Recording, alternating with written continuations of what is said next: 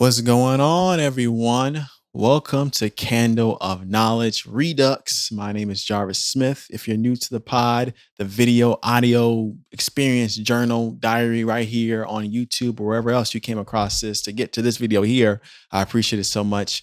Candle of Knowledge is about the journey of my parents and the lessons they taught me and the how I'm using their lessons that they taught me in the wake of their deaths to pass on to future generations and just kind of update my life and where I'm at and all that good stuff. I say it differently every single time, and but it always means the same, man. Just about immortalizing my parents' words, their voices, their spirit, their energy through, my presentation right here on Candle Knowledge. Now, today I just want to talk about something a little bit different, man.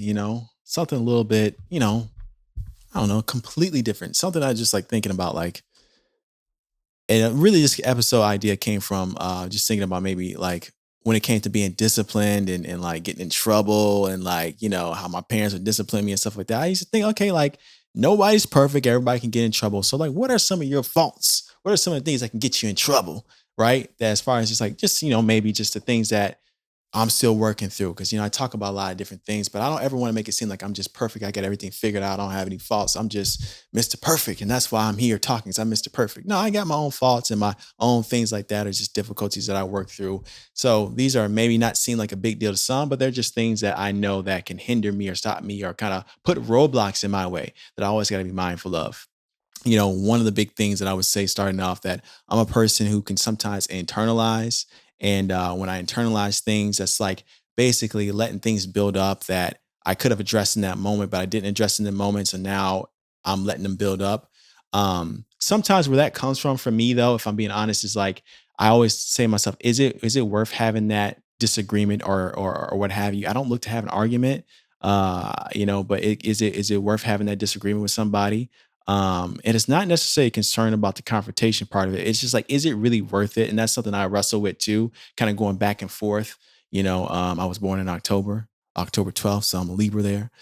So I'll be weighing out the options, but is it really worth having that engagement or with somebody? Because sometimes it could be just something so small that in the moment it feels like the end all be all. No, we got to get it hashed out right now. But then you really think about it, it's like, man, this doesn't even matter. If I wasn't working on this project, especially in sometimes in a work setting, it's like, man, if it, once I clock out at 5 or whatever it is, man, or once the weekend comes, I'm not gonna be thinking about this. So is it really worth having that disagreement now, or that conversation about maybe what you're feeling? So sometimes I can internalize some things that do need to be addressed, and that is completely different than maybe the small nuanced things. But that's something that I can do that isn't the best. It can be, and for me too, I can admit that when I internalize it, I can maybe bring it up in a more standoffish way. I can become more standoffish. I can become more off-putting. And really for me, I'm really just trying to like focus on the objective at hand.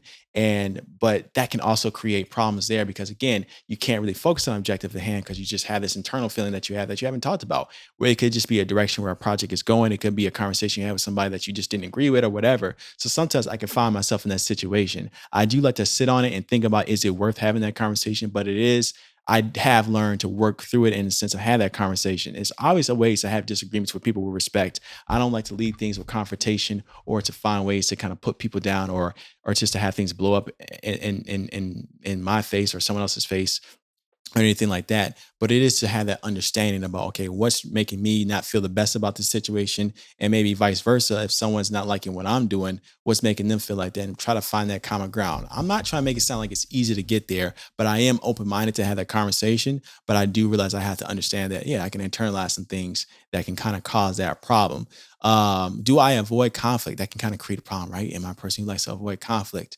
I don't look for the trouble. I don't look for the issues at all.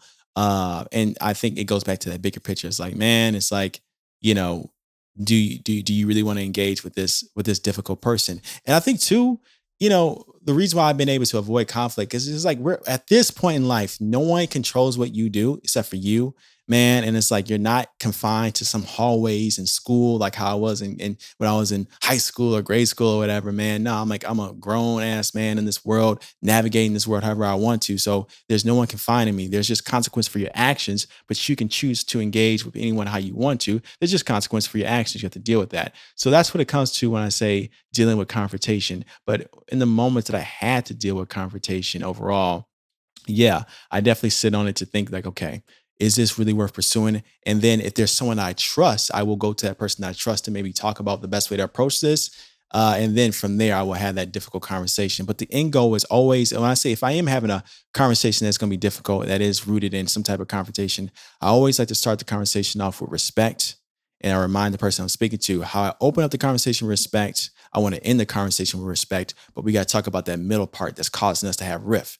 And that's what we do here. And I've been successful in that, but it's never an easy process. And it's an ever growing process overall. But that is definitely one thing that I work through, man, for sure. Another thing I would say about me is delegation.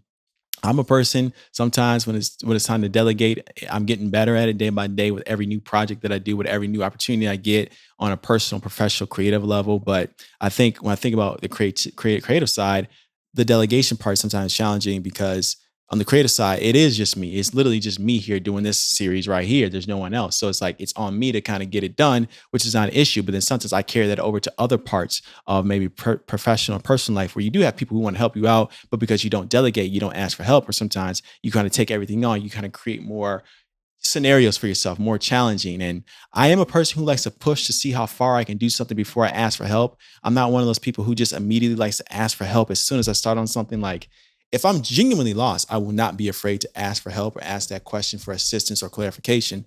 But in the very beginning, I will just try to take it on as much as I can. But that creates problems because you need to delegate sometimes, especially in a professional setting where deadlines, objectives, milestones, KPIs, all that fancy stuff needs to be delivered and met for your organization, your team. You know, if you're struggling, you need help, you need to understand how to delegate. That was probably the one of the things I learned early in my career from a good OG of mine that taught me along the way. She was like, "Man, Jarvis, you're doing well, but you just got to delegate." That's the one thing I can say about you. And that was some good constructive criticism because, yeah, I had to understand that I can't take it all on. And like, even if you can, the cool thing about delegating too, even though you can do it all, it's cool to delegate because then you get to bring somebody up, right? When you delegate, you get to pass off maybe a task that you've been doing. And now that other person can now get that. And maybe that person is looking for a piece of the puzzle for their career. So, like, hey, man, you know what? I done everything I can do in this one area. Let me pass it off to this person. They can do that now. That's all on them. And I think that's kind of a cool thing. But having to get there to delegate was something I had to realize because, yeah, man, I came from the mindset again, if I don't do it, it's not going to be done. And that's something what it was. Or it's just, I can't expect no one else to kind of put it together for me. I can't expect someone else to kind of have the same fire or passion. I mean, I still feel the same way about that to some degree. I would say for like this series right here, I genuinely do not believe if I was dependent on somebody else to get this done, there would be no candle of knowledge every single week. Hell no. I just don't think somebody would have the same desire to do this series, maybe in the beginning, but not long term. So that's where that does come from. But again, it can't be applied to every single thing. You have to work and adjust. And then again, even in personal life too, when things get bigger for yourself, that delegation or just asking people for help, it could just be small things about reaching out for help. And sometimes the delegation could just be like spending time to have that phone call with somebody and just really mapping out that time and talking with them and delegating that time to just having that conversation with that person to catch up with somebody and just really understand, how they've been up to, what they've been up to, what they've been doing, and what they're seeing or what they're seeing within you or vice versa, having those deep conversations, delegating that time for that, because that's important to do in your personal life too. Just having those conversations with folks that care about you and really want to catch up with you, but you got to find that time. Everyone likes to use that. I don't have enough time or it's too much. I can't figure it out, but you make time for things you care about and you just got to figure out how to navigate that in your personal life. But then also too, just priorities in your personal life, taking care of your home, literally washing dishes, washing clothes, getting yourself organized for the next day if you got to get up early for work or whatever it may be. That's still a form of delegation. And I know that some people struggle with that. And I think that, for me, the delegation has always been like, what's the priority? What objective do I need to get done? And if I can't do it all in one day, where can I maybe ask for assistance at if I do need help? But for someone like myself who lives alone, putting things in priority, then delegating my day of how I'm going to go ahead and tackle all these tasks will be great versus thinking I have to get everything done in one single day. Another area that I can just be a little bit standoffish on, I think is like this. I'm a person, I talked about this before, I'm a quality versus quantity thing. So when it comes to getting together with people, I don't mind making arrangements to get together with people, but I think that I notice this now when I'm hearing about like, man, there's gonna be a group of people getting together, man. Are we going? I'm just like, I kind of tune out to that. Basically, what I'm saying is, I'm like, I'm least interested in group settings and group environments and stuff like that, and group activities in a sense of like, let's get together, have a large big powwow and stuff like that, and we're gonna have everybody come together. It's like I'm not really interested in that, and I can just be very distant and standoffish to that. But if somebody talking about like, man, let's get together, man, me and you, or me and you and just other homie or whatever. Oh, that's easy to do. I just prefer that because I just prefer quality time, whether it be one on one or just a small intimate group settings, more so than bigger groups. So sometimes the part where it becomes standoffish or it can be a challenging part with people with me is that yeah, sometimes I can walk into some environments where I'm in a group setting and I can be like, okay, I'm out. Literally get there and only stay for like 45 minutes and I'm out and I'm gone. And when I say I'm gone, I'm like I'm gone as in like, man, Jarvis won't be probably back in none of these until another 3-4 years from now. Yeah. And sometimes if I'm really not feeling it, I would just get up, walk away, and just you won't even where did he go? Just I don't know what I forgot what they call that when people just walk out somewhere without saying goodbye, just leave. I forgot. Maybe y'all could tell me, but yeah, I'll do that, and that create a problem for some people. But you know, that's the part of do I. To be honest, I'm being honest here. I don't care. And that's the part. I just don't. I don't care. But that's not always the best thing. I can understand that. That can be a problem, but I don't care sometimes. I genuinely don't care. So it's always about the person who's maybe hosting the event. If it's one of my good close people from my inner circle, that's a different story. If it's somebody that I would not consider part of my inner circle, it might be tough getting me out there. I'm not gonna lie. And if I do get there and I feel like the vibe is going a different way, I'm bouncing. As soon as I walk in, I'm like, let's be out. Kanye West.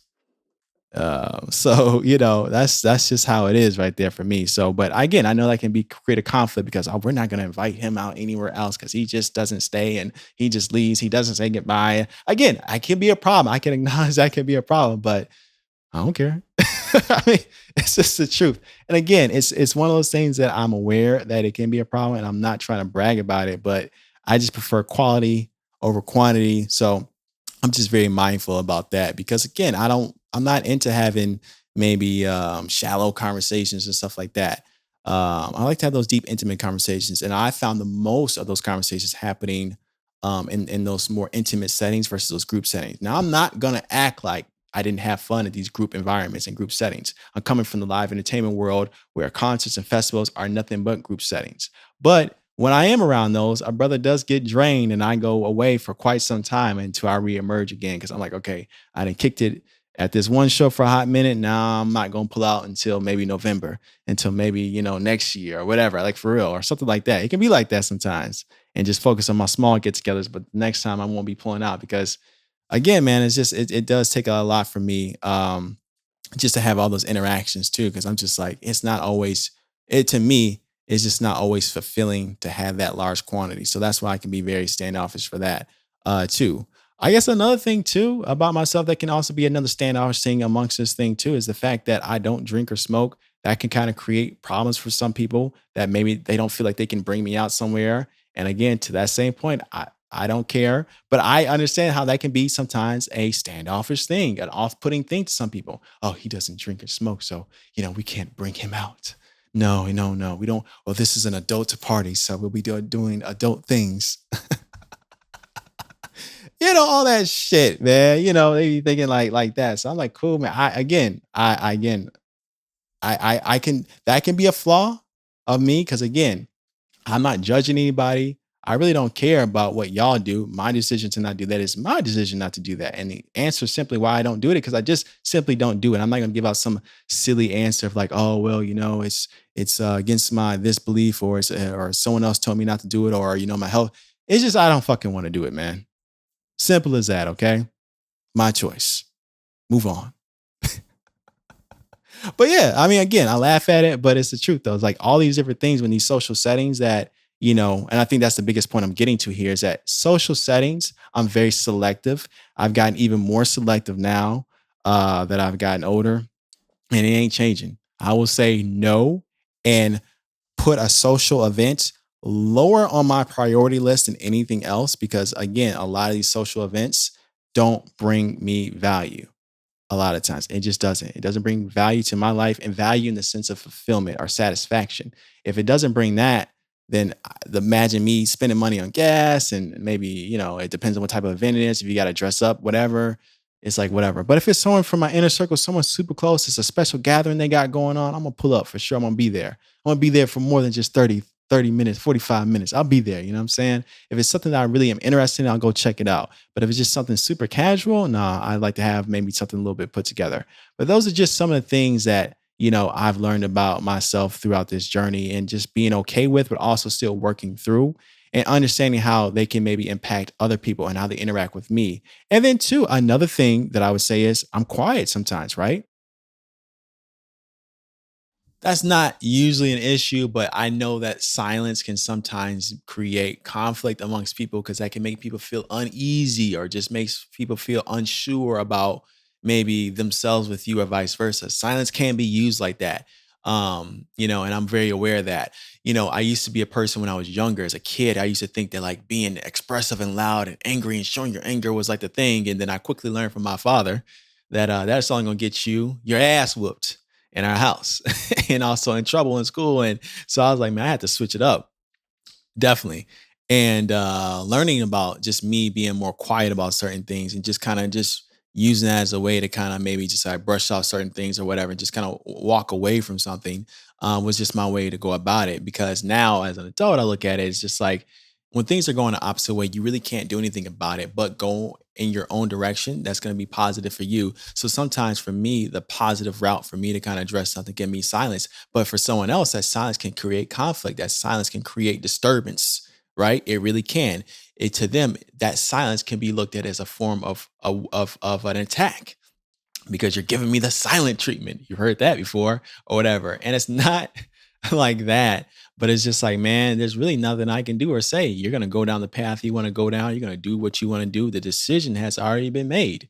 So what am I going to do? Yell and scream at the top of my lungs? I learned not just thinking about my father, but just in general, like that ain't gonna solve nothing. It really isn't. It's not gonna change the course. When people are gonna switch up and go their way, they're gonna switch up and go their way. So you yelling, screaming, shouting at them is not gonna create the resolution. Maybe it might give you vindication in that moment. It may make you feel like you got something off your chest. But for me, what is there really to get off your chest when things are already going the opposite direction? You need to think about moving in the other direction for yourself then.